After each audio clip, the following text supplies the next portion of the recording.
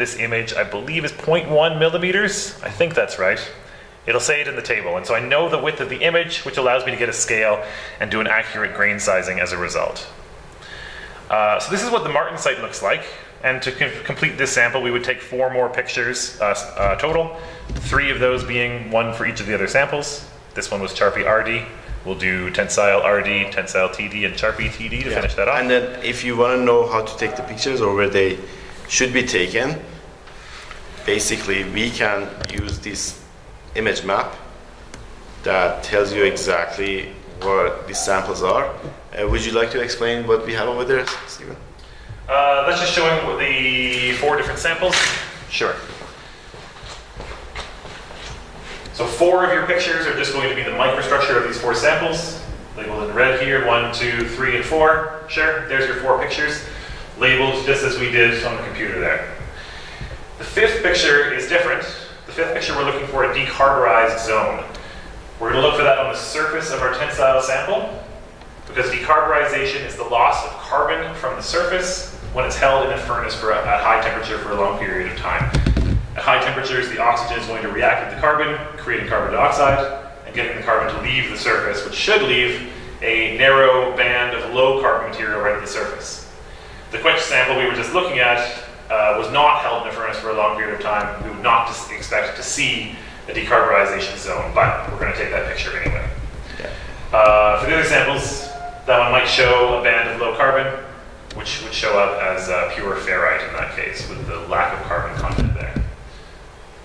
So there's our 5 pictures. And maybe just show that it's in there. One of each samples magnified to 20 to 30 grains across the image, right?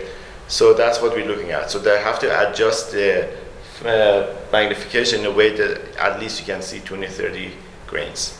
Right, and that's just to make your lives easier. Yeah. If you had a picture that had 100 grains, you would have to count to 100. That's right.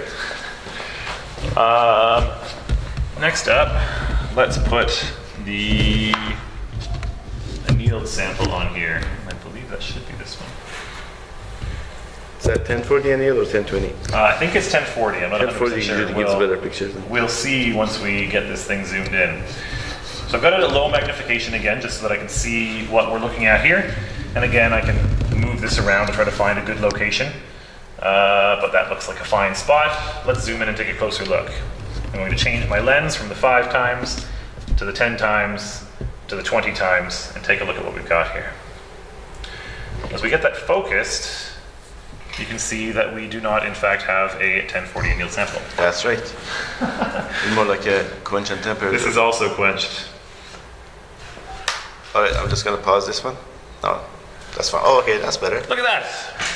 1040 anneal. This sample was not recently prepared, and so it's going to be a little more scratched up, but that's okay. So can you explain what we see there? Yes. So the annealed sample was slow cooled, which means we can follow our phase diagram rather than our continuous cooling transformation diagram, CCT curves. We don't need a CCT curve for annealing because annealing is slow cooling close to equilibrium. And so this is showing what we expect from the phase diagram, our white and gray ferrite alongside the black perlite. Why they're gray? Is it just the reflection, the way the grain's been polished, so they may be tilted, and then they get different reflection? That's exactly it, yeah. Okay. Yeah, so depending on how, depending on the orientation of that crystal, of that grain, is going to etch slightly differently, and so some can etch a little more. So the grainness is not actually a color, it's just a shade as a result of the angle of the grain. Right, and so don't get confused by that. Yeah. The white and the gray are 100% identical. They are both totally ferrite. The perlite, if you recall, is not pure carbon. It is a mixture of ferrite and iron carbide. And if we zoom in here, this is at 100 times magnification, we can see the layers of our perlite. I think this one's the nicest one. You can zoom in on that one. Yeah, just getting it. Okay. Could you show it again? Yeah. So even zoomed in at 100 times, it still can be difficult to see. But do you see this white stripe, followed by a black stripe, followed by a white stripe and a black stripe? Looks a bit like a zebra kind of pattern in that grain right there. Zebra and unicorn you were saying? Mal talks about zebras and unicorns. I only talk about zebras. But that's the layers of ferrite, iron carbide that make up your overall perlite grain.